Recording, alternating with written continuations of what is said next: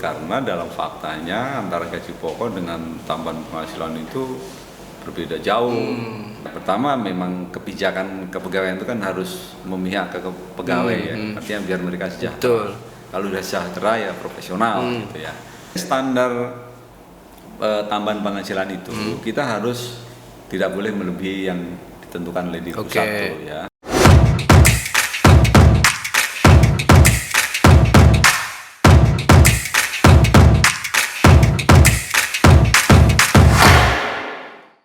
Assalamualaikum warahmatullahi wabarakatuh. Hai sobat podcast Radar Banten, selamat berjumpa kembali dalam tayangan kesayangan kita, podcast Radar Banten tentunya. Cukup lama kita nggak menyapa sobat podcast Radar Banten. Kali ini kita akan bahas seputar tunjangan kinerja 10.000 ASN Pemprov Banten yang hingga bulan Januari ini belum juga cair. Menarik seperti apa nanti obrolan kita dengan Kepala Badan Kepegawaian Daerah Provinsi Banten, Bapak Dr. Andes Komarudin. Langsung saja saya menyapa beliau. Selamat siang Pak Komarudin. Selamat siang. Makin cerah aja nih Pak. Padahal ASN di Pemprov Banten lagi dagdikduk Pak. Iya. Lagi dagdikduk menunggu tukin cair. Ya. Tapi sebelum itu dijawab seperti biasa, sapa dulu Pak sobat podcast Radar Banten dimanapun berada. Sobat podcast, ulangi, sobat podcast Radar Banten dimanapun berada, selamat siang, selamat menyaksikan diskusi kita kali ini. Oke, terima kasih Pak. Pak, langsung aja nih Pak. Menariknya begini, tukin itu kan sebenarnya ditunggu mereka di luar gaji setiap bulan, karena ternyata ini mah berdasarkan curhat ASN aja, gaji itu sebenarnya cuma lewat Pak. Nah tukin ini yang untuk membiayai mereka bayar cicilan ini, bayar cicilan itu. Nah gimana Pak, ini mah anekdot aja sih sebenarnya, tapi memang realitasnya seperti itu Pak. Ya memang komponen penghasilan pegawai ASN Banten itu kan yang paling pokok dua, gaji pokok dan tunjangan. Tunjangan kalau kita istilahnya yang biasa disebut tukin itu. Tapi kalau istilah normatifnya sebenarnya itu TPP, tambahan penghasilan pegawai. Tambahan penghasilan pegawai.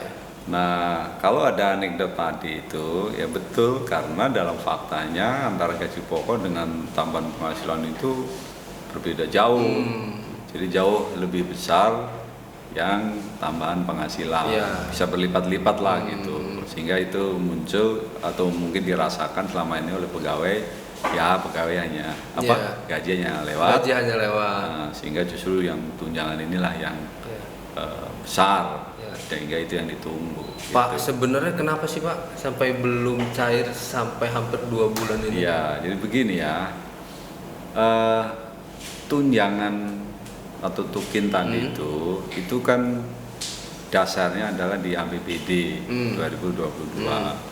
Nah proses pembahasan APBD itu kan sudah dimulai dari tahun lalu Oktober dan sudah disahkan di DPRD. Nah kemudian prosedurnya itu kan harus disetujui oleh Kemendagri.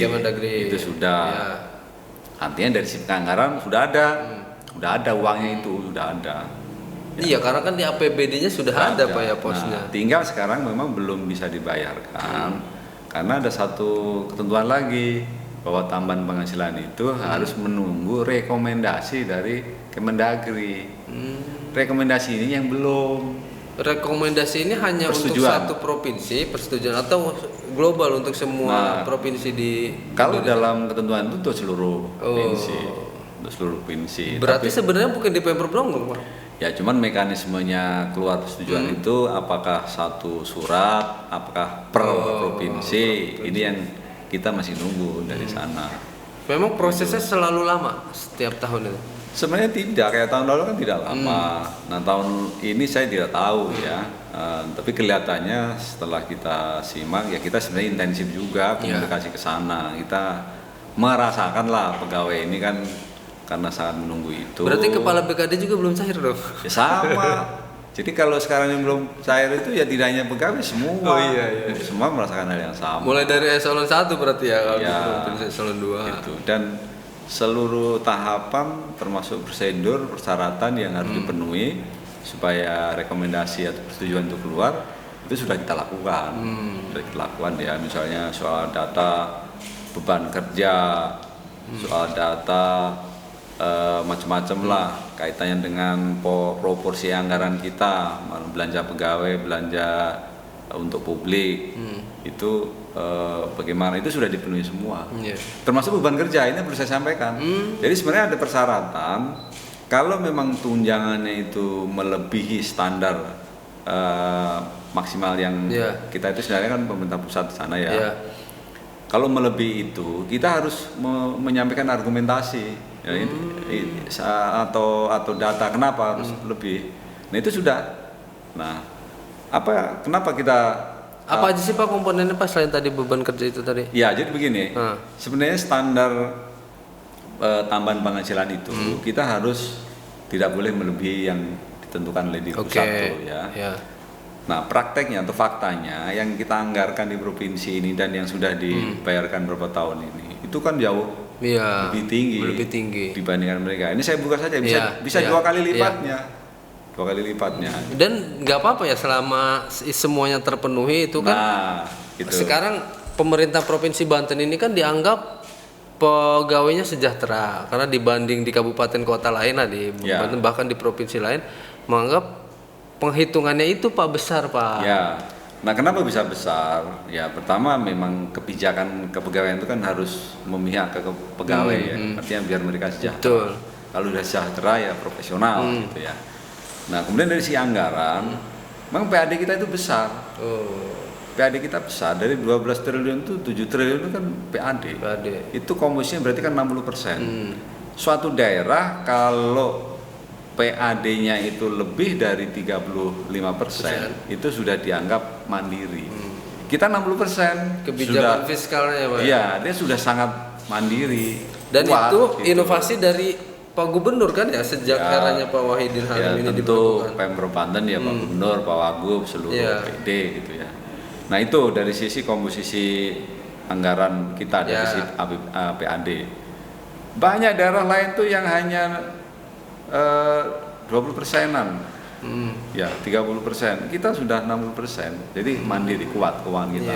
Yang kedua, komposisi belanja untuk pegawai di kita itu masih rendah, baru 18% dari total APBD.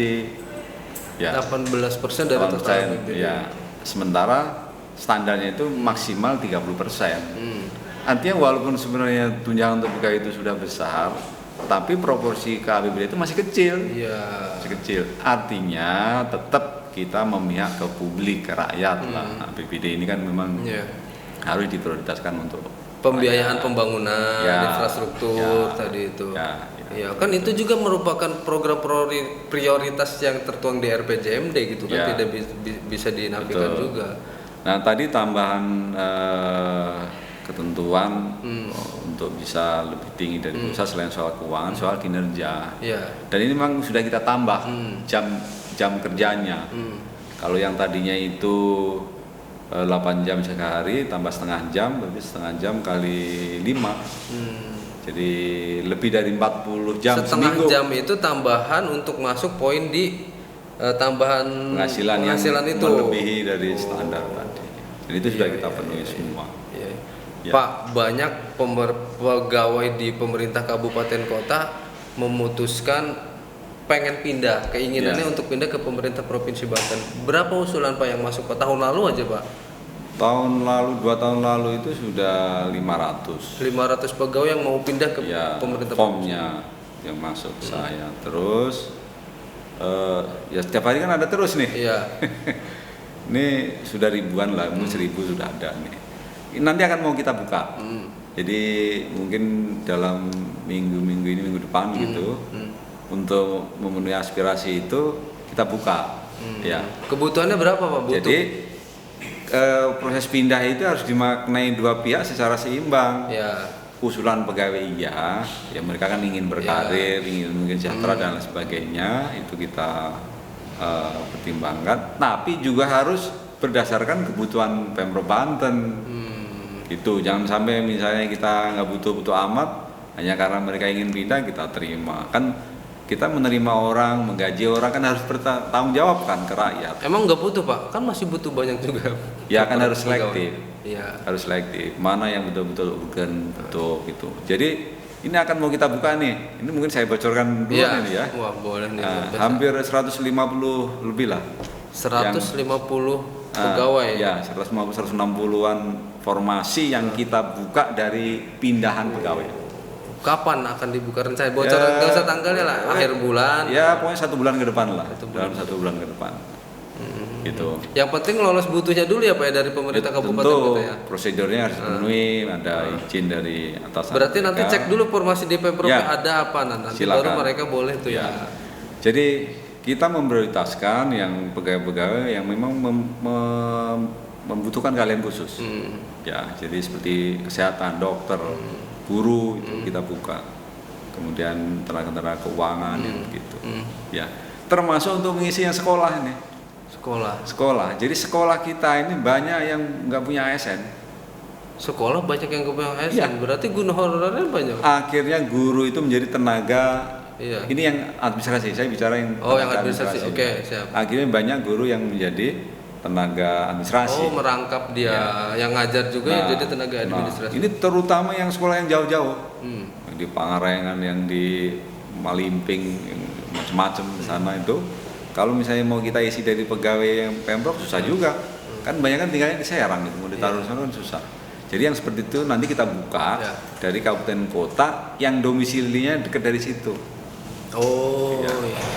Kan administrasi, untuk tenaga administrasi. Nah, itu pun dibuka formasinya. Dibuka. Bahkan Itu yang lebih banyak gitu. Kalau nggak salah hampir 30-an itu. 30-an dari Ya. total 150 itu. Ya. Oh, lumayan tuh itu. Jadi sebenarnya ini kalau untuk penerimaan pegawai gitu ini besar. Karena CPNS saja kita paling nerima 10, 20. Iya, formasi. Apalagi tahun ini sudah nggak ada. Sehingga cara kita untuk memenuhi kebutuhan itu dengan cara itu. Kita menerima pegawai dari luar. Ya. Dan dengan animo masyarakat yang luas begitu, ya sebenarnya ini kesempatan ya. Iya, iya. Artinya banyak pilihan. Biasanya banyak yang mendaftar kalau yang buka begitu. Pak, berapa sih tukin sekelas golongan terendah di Pemprov Banten, Pak? Ini kan masyarakat, saya lihat ya animonya cukup tinggi ke pegawai minta pindah ke Pemprov Banten. Salah satunya mengejar selain karir ya. Iya. Bohong kalau cuman karir, tapi Iya. tidak juga mengejar peningkatan kesejahteraan, Pak. Ya. Sedikit aja bocoran. Ini yang paling rendah ini, saya sebutnya yang paling rendah aja. Yang paling rendah itu berarti kan staf golongan kelas 5. Ya. Kelas 5 itu kan gaji pokoknya berapa itu? Kalau staf itu sekitar 3 jutaan lah gaji pokok. Ya, gaji pokok 3 juta ya. Plus tunjangannya itu paling rendah kan 5 juta. Tunjangan paling rendah 5 juta. Ini yang golongan 5. Yang paling bawah itu. Ya paling bawah. Berarti kan 8 juta itu yang Iya, paling bawah. Kalau yang CPNS tuh Iya. yang baru masuk masih 80% dari gaji pokok, berarti 2 jutaan tambah 5 juta berarti 7 juta. 7 juta. Jadi kalau 0 tahun masuk fresh graduate Terus graduate udah 8 juta tadi ya 7 sampai 8 juta. 7 sampai 8. Kalau yang fungsional sekarang kan nggak ada lagi seksi ya.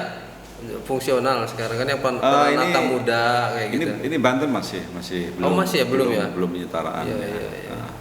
Kalau sekelas golongan udah 3D kayak gitu. Berarti yang apa itu?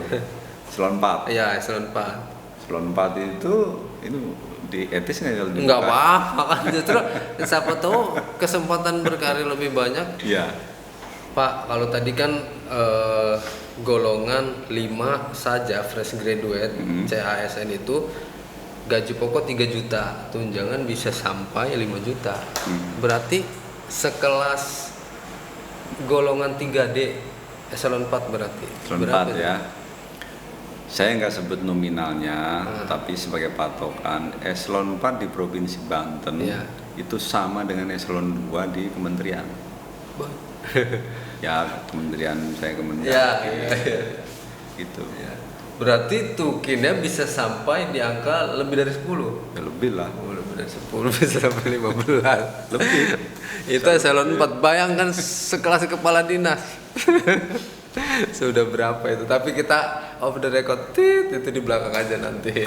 Pokoknya itu yang berlomba-lomba ya Pak ya, pegawai maksudnya dari kabupaten kota dengan jam kerja sama, Ya. ya kan, beban kerja mungkin sama gitu kan, tapi kan ini yang saya bilang tadi, kenapa mereka ingin selain berkarir mengejar juga peningkatan kesejahteraan begitu. Tapi jangan salah, itu jangan hanya dilihat dari sisi nominal keuangannya ya, tapi ini adalah bagian dari strategi bagaimana manajemen kinerja pegawai dan manajemen soal keuangan. Ya. Ya. Soal manajemen keuangan bagaimana? Jadi kita fokuskan ke kesejahteraan pegawai dengan menaikkan tunjangan, tapi anggaran-anggaran untuk kegiatan-kegiatan yang tidak perlu hapus.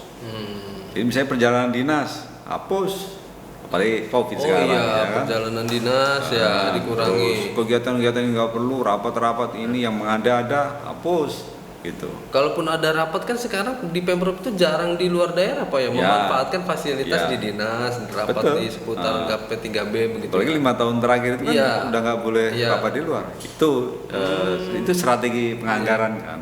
Jadi kegiatan-kegiatan yang nggak perlu-perlu itu pangkas. Berarti sesungguhnya efisiensi APBD Efisien. juga ya Pak ya? Efisien. Makanya tadi kan proporsinya 18%. Iya, proporsinya 18%. Jadi masih sehat gitu. Iya. Nah kedua itu juga pembelajaran ke pegawai soal kinerja. Jangan macam-macam begitu. Jadi sudah penghasilannya udah besar, kalau kinerjanya nggak bagus, kemudian disiplinnya nggak bagus, ya kita bisa. Berarti mengantisipasi Gas, juga mereka melakukan hal-hal yang dilarang lah, seperti Betul. kurang lebih Pak ya. Betul. Kalau misalnya ada penyimpangan apa ya kita nggak toleransi langsung.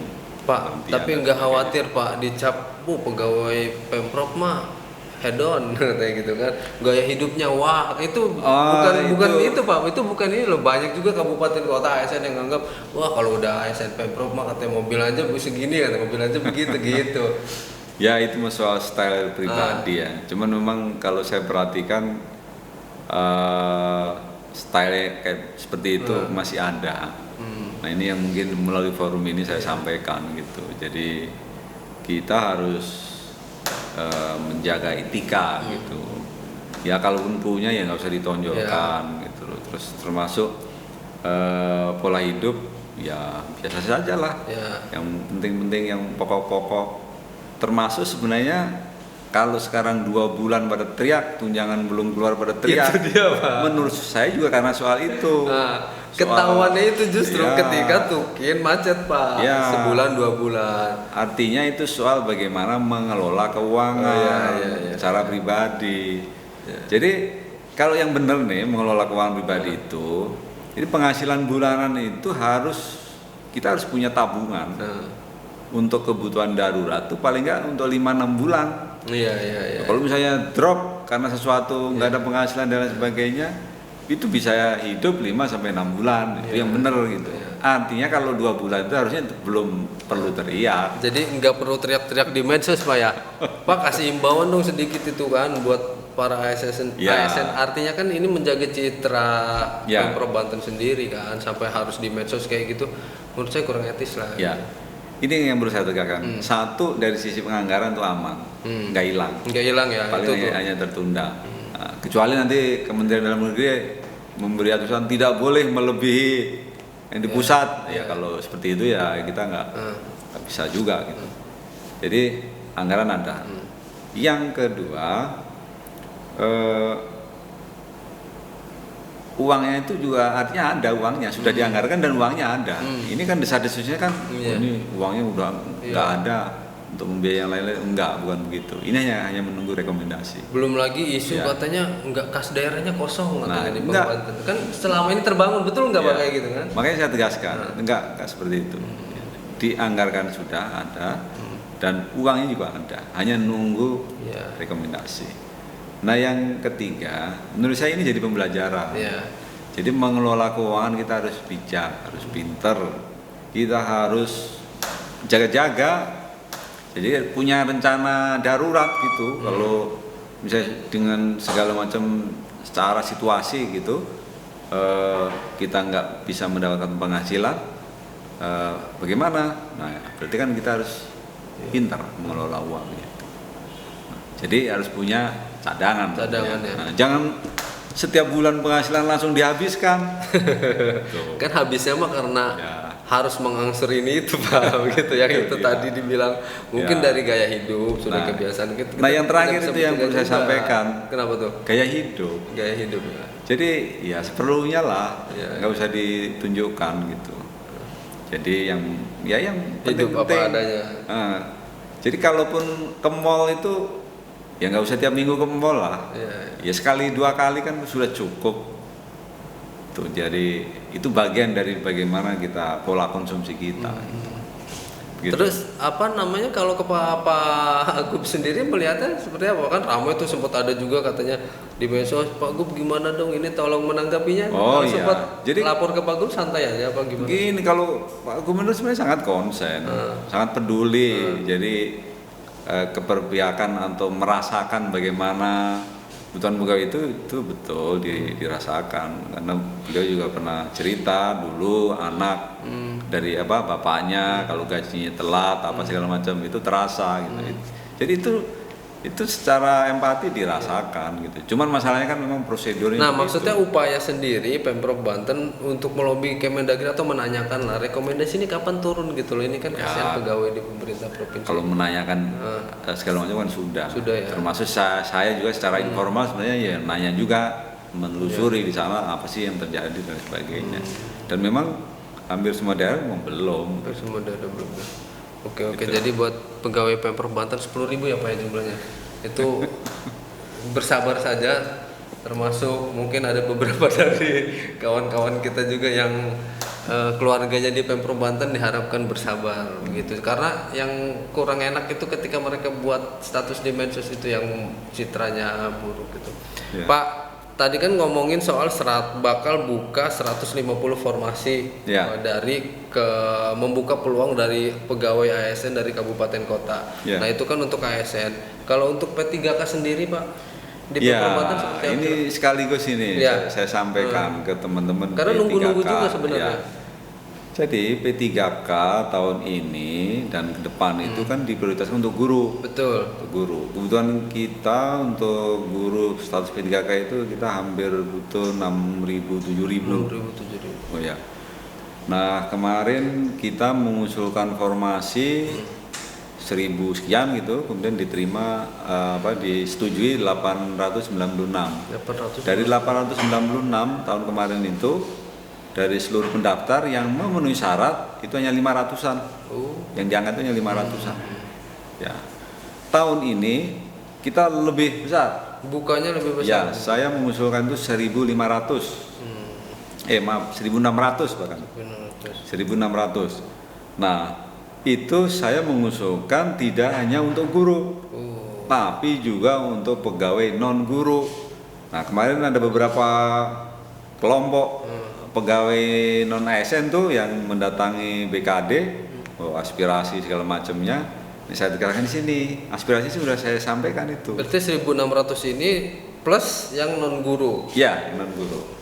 Gitu. Apa contohnya Pak yang non Dan guru? guru itu misalnya tenaga administrasi, tenaga keuangan, tenaga komputer, IT, yang gitu-gitu. Kapan kira-kira dibukanya? Ini sudah diusulkan, sudah diproses di Menpan, kita nunggu. Tinggal nunggu ya. Ya, nanti biasanya kan pertengahan tahun. Pertengahan Prosesnya. tahun Ya. berbarengan dengan itu Ya. ya. Iya, mudah-mudahan aja nih membawa angin segar nih Pak buat para guru, terutama kan jumlahnya masih banyak nih Betul. yang di honorer di pemerintah provinsi Banten tahun lalu 500 bakal diterima Ya. P3K. Nah, tahun ini dibuka lagi 1.600 plus tenaga non guru seperti Ya. itu. Pak, berbicara tentang birokrasi di pemerintah provinsi Banten, bentar lagi Ya. Pak Gubernur, Pak Wakil Gubernur akan purna tugas di 12 Mei. Nah, Ya. tentunya apalagi sekarang posisi PLT Sekda pun bakal pensiun Pak Muhtarom ya. Artinya itu kan mengalami kekosongan juga. Secara jenjang birokrasi nanti seperti apa Pak? Ya. Prosesnya ya, normatifnya dari turun Ya. pemerintah pusat dan segala macam. Ya, jadi pemerintah ini itu kan unsur dari sebuah negara gitu ya, yang harus tetap ada. Nah, pemerintahan kita itu kan kita sepakat dengan sistem demokrasi. Nah, ketika sistem demokrasi yang dipilih itu kan ada periodisasi kepemimpinan politik ya dalam ini adalah kepala daerah. Nah, kebijakan nasional memutuskan bahwa kepala daerah di 2022. Sementara bulan Mei ini sudah selesai Pak Gubernur dan Pak Wakil Gubernur. Jadi bagaimana? Jadi mekanismenya ya kan sudah jelas itu nanti diangkat penjabat gubernur ya. Penjabat gubernur itu ketentuannya dalam undang-undang itu adalah pejabat JPT Mantia. JPT Mantia. Ya. Di pusat ya nanti yang ditugaskan di sini. Nah, bagaimana dengan birokrasinya? Birokrasi itu sebenarnya mau siapapun yang memimpin ya kita bekerja seperti biasa sesuai dengan tugas pokok fungsi masing-masing. Artinya sistem itu harus berjalan Pak ya, di masalah. Jadi siapapun kepemimpinan politik itu silih berganti itu kan memang legitimasi dari rakyat, silakan siapapun kapanpun gitu. Tapi persoalan pekerjaan sehari-hari birokrasi itu yang harus berjalan ya walaupun berganti walaupun PJ walaupun definitif. Tapi itu kan sama kewenangan saja. PJ itu terbatas Pak. Betul. Apa yang membatasi, apa yang boleh dan tidak boleh dilakukan oleh PJ itu Pak? Ya jadi kalau PJ sebenarnya sudah mirip-mirip yang definitif ya. Mirip definitif. Nah, cuman memang yang pertanyaan mendasar itu dalam 2 tahun itu anggaran itu untuk alokasikan untuk apa nanti kebijakan pembangunannya apa itu yang penting ya.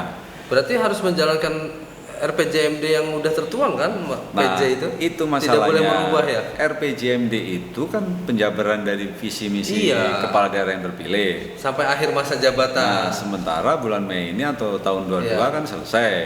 Nah, pertanyaannya nanti 23 sampai 24 bagaimana? Nah, ketentuannya itu dibuat namanya rencana kerja pemerintah daerah transisi. Itu jadi selama 3 tahun itu sudah dibuat. Sekarang lagi proses ini. Sekarang konsultasi. Dan itu yang membuat nanti PJ dikaji oleh PJ. Ya yang melaksanakan PJ. Ya. Oh, tapi itu dibuat oleh sekarang purna tugas Pak Gubernur dan Wakil Gubernur. Ya. Dan itu nanti mendasarkan ke RPJP, rencana pembangunan jangka panjang yang sudah dibuat diperdakan. Nah, sorry Pak, sekarang itu dibahasnya oleh Pak Wagub Gubernur dengan DPRD, dengan legislatif atau memang hanya tim di pemerintah Provinsi Banten saja untuk RPJMD transisi itu nanti? Ya, yang membahas tetap DPRD sekarang dan Gubernur, Wakil Gubernur yang sekarang. Ya. Sehingga pelaksanaannya nanti sudah ada arah ya Pak ya, bagaimana PJ ini harus bergerak segala macam. Iya. Jadi nggak seenaknya begitu tanpa panduan enggak juga. Iya. Nah, kalau untuk ke bawah Pak, ini kan Pak PLT Sekda, kalau nggak salah bulan ini pensiun ya Pak ya, masuk masa pensiun. Oh iya. Pak Mutaro. Itu kan mekanismenya? Ya PLT itu kalau yang bersangkutan pensiun atau sebelum pensiun diganti oleh person lain nggak masalah. Oh, nggak masalah. Biasa. Sebelum nanti mungkin pemberhentian Sekda lama turun ya Pak ya. Kemudian proses open bidding masih bisa dibuka kan Pak? Ya. Kalau yang dari Pak Muktabar itu turun, pemberhentiannya dari Kemendagri ya, dari pemerintah pusat. Berarti kan sambil berproses untuk open bidding yang untuk Sekda definitif ya? Ya. Tapi kalau sambil menunggu itu kemudian diisi person baru PLT Sekda itu boleh? Boleh, nggak apa-apa. Biasa. Ya. Kira-kira siapa? Ya kita tunggu saja nanti. Dan kepala BKD nih. Kita tunggu aja nih nanti. Pak, menarik obrolan kita selama hampir setengah jam ini, banyak hal yang dibahas. Tentunya mudah-mudahan siapapun nanti PJ-nya, karena kan di luar banyak PJ-nya ada dari inilah, dari itulah. Nah, mudah-mudahan ini ada pengetahuan baru, ternyata PJ itu bekerja nanti sesuai dari RPJMD transisi yang sudah dibuat. Artinya apapun itu selalu memang berkoordinasi dengan legislatif tentunya. Termasuk juga ke rakyat, publik. Termasuk ke publik. Mungkin akan dibuka konsultasi publik juga tentunya Pak. Sudah kemarin tuh. Oh sudah ya? Iya. Tentunya pemerintah pusat pun tidak akan tinggal diam dong ketika sebuah pemerintahan ada kekosongan segala macam. Nah itu akan menjadi tanggung jawab dari Presiden sampai ke tingkat kementerian mungkin seperti itu Pak ya. Oke Pak Komarudin, terima kasih atas waktunya kebersamaan kita selama hampir setengah jam. Sobat Podcast Radar Banten, jangan lupa saksikan tayangan kita di Spotify atau di YouTube kesayangan kita Radar Banten Official. Terima kasih, saya Aditya Ramadan mohon pamit. Assalamualaikum warahmatullahi wabarakatuh. Salam.